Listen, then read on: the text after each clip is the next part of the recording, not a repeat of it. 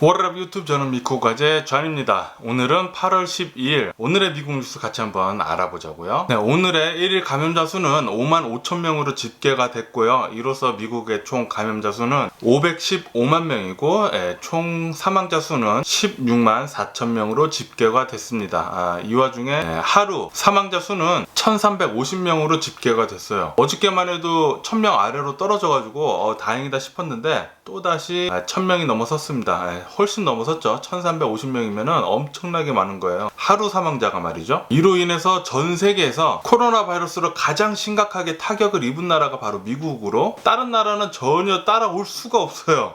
전 세계 코로나 바이러스 감염자 수가 2천만 명인데 그냥 단지 미국 한 나라에서만 515만 명이 나왔으니까 25%가 넘죠. 엄청난 거예요. 사망자 수도 계속 1000명, 하루에 1000명 이상씩 나온다는 거는 딴 나라에서는 찾아볼 수 없는 그런 수치입니다. 미국은 뭐 계속 코로나 바이러스가 심각하네요. 어느 정도 조금 플랫 다운 되는 것 같았는데 계속 지켜봐야 할 것 같습니다. 저희들이 더 소셜 디스텐싱이랑 마스크 잘 하고 다녀야 될 거예요. 현재로서 가장 최고의 백신은 마스크입니다. 마스크.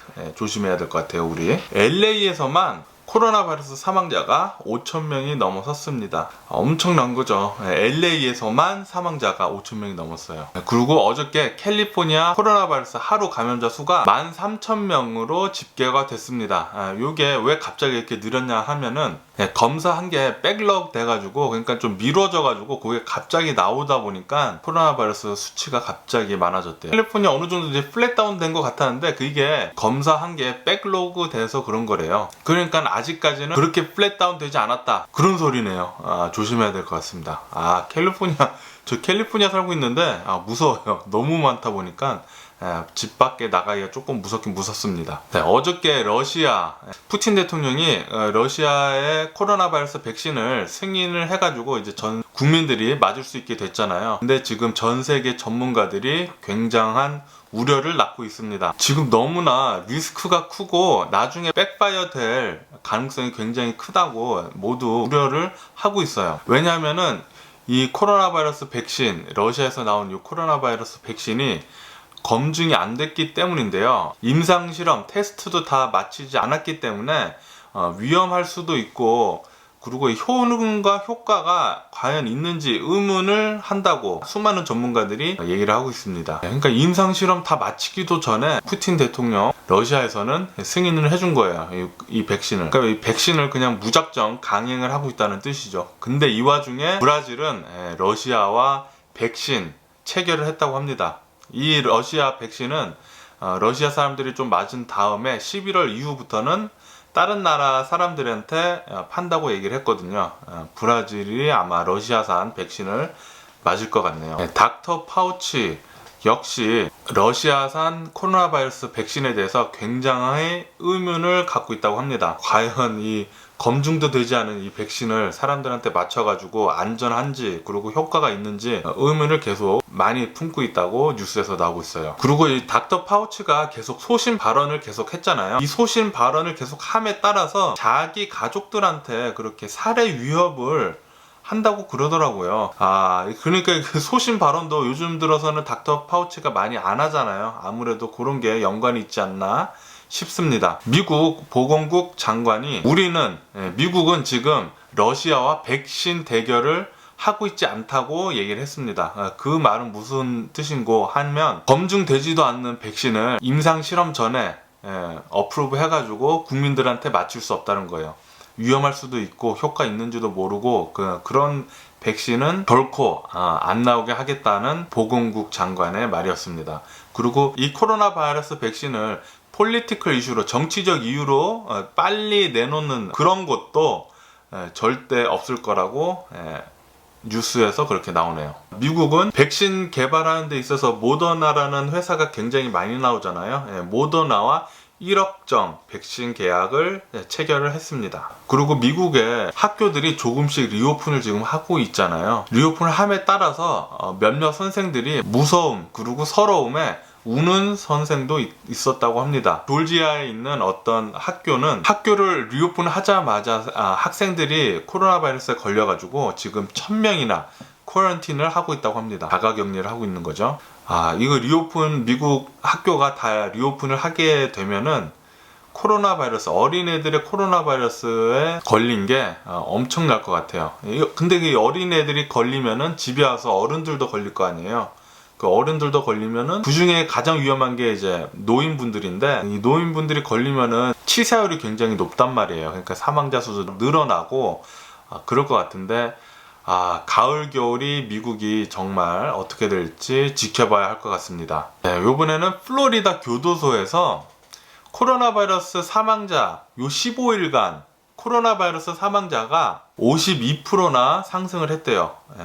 교도소다 보니까 이제 조그만 감옥에 갇혀 있고 그러다 보니까 사람들과 굉장히 가까이 있고 또 밥 먹을 때 또 몰려서 밥 먹고 그러니까 코로나 바이러스에 빨리빨리 걸리는 것 같습니다. 그리고 사망자 수가 진짜 엄청나게 나오는 것 같아요.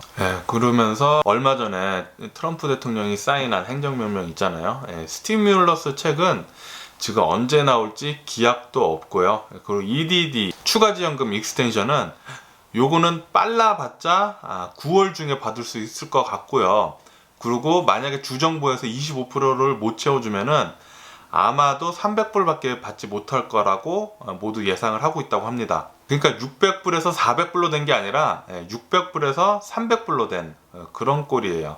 코로나 바이러스를 막는 것 중에 가장 중요한 게 바로 마스크잖아요. 그 마스크를 연구를 한 결과가 나왔다고 합니다. 마스크 중에서 가장 효과 있는 마스크는 N95 마스크고요. 그 다음으로는 의료용 마스크 3겹짜리 의료용 마스크고, 그 다음으로는 커튼, 그러니까 면 마스크죠. 커튼 면 마스크가 가장 효과가 있다고 합니다. 하지만 마스크라는 말만 있고 전혀 효과 없는 마스크도 발표를 했는데, 목으로 둘러서 하는 그 플리스 마스크 있잖아요. 그건 전혀 효과가 없다고 합니다.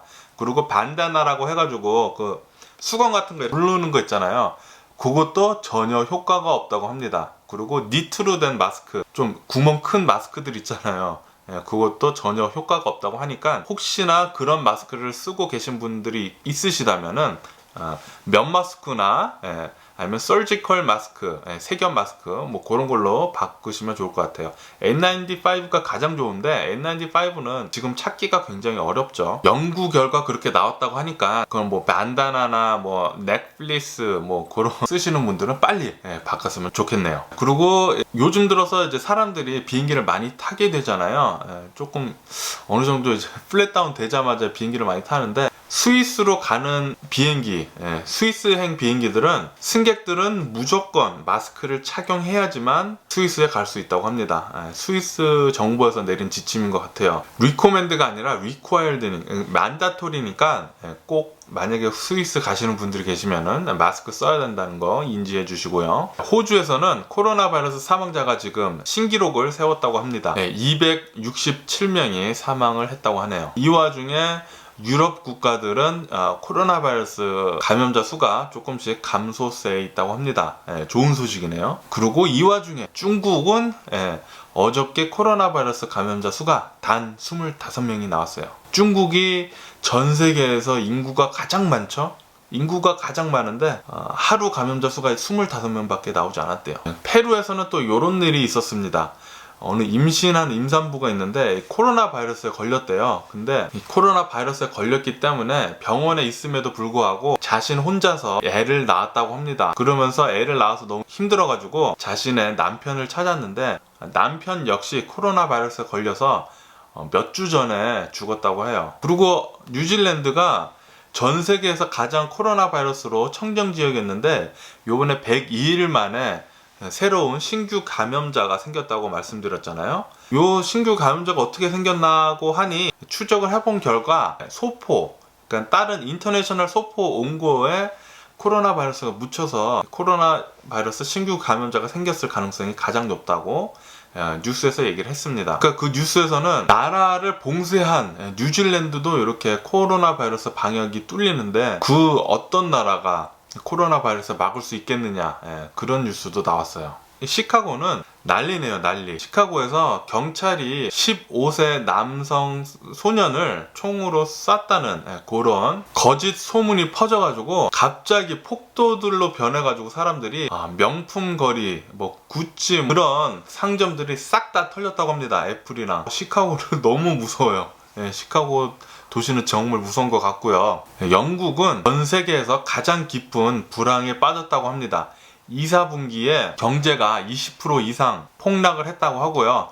영국은 이제 지금 리세션에 들어갔다고 합니다. 그리고 어저께 뉴스에서 가장 많이 나온 게 조 바이든 대통령 후보가 부통령을 지명을 했잖아요. 이 부통령이 흑인 계열의 카밀라 해리스입니다. 이분이 원래 데모크라틱 대통령 후보로도 작년에 나와가지고 조 바이든이랑 같이 말싸움이라고 하나, 정치적인 말싸움도 하고 그랬던 사람인데, 요즘 들어서 가장 큰 이슈화된 게 인종차별이고 그러잖아요. 그렇기 때문에 후보로 흑인을 뽑지 않을까 그런 예상을 계속 하고 있었는데, 역시나 흑인 여성을 부통령으로 뽑았네요.